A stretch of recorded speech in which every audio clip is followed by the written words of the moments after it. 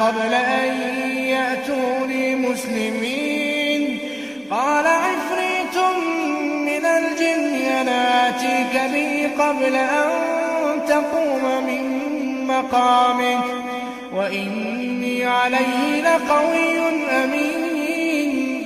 قال الذي عنده علم من الكتاب أنا آتيك به قبل أن يرتد إليك طرفك فلما رآه مستقرا عنده قال هذا من فضل ربي ليبلوني أأشكر أم أكفر ومن شكر فإنما يشكر لنفسه ومن كفر فإن ربي غني كريم.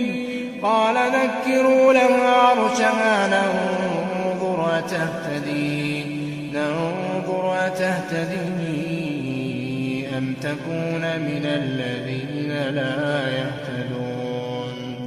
قال نكروا لها عرشها ننظر أتهتدي أم تكون من الذين لا يهتدون.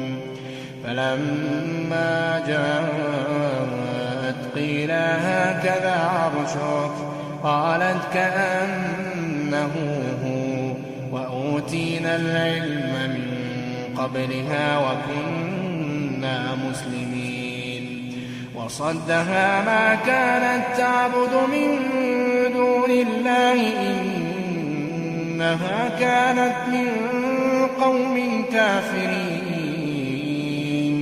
قيل لها ادخل الصرح فلما رأته حسبته لجة وكشفت عن ساقيها قال إنه صرح ممرد من قوارير. قالت رب إني ظلمت نفسي وأسلمت مع سليمان لله رب العالمين. ولقد أرسلنا إلى ثمود أخاهم صالحا أن اعبدوا الله فإذا هم فريقان يختصمون. قال يا قوم لم تستعجلون بالسيئة قبل الحسنة لولا تستغفرون الله لعلكم ترحمون.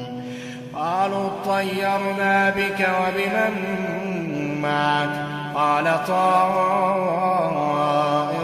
عند الله بل أنتم قوم تفتنون. وكان في المدينة 9 رهط يفسدون في الأرض ولا يصلحون. قالوا تقاسموا بالله لنبيتنه وأهله ثم لنقولن لوليه ما شهدنا مهلك أهله وإنا لصادقون.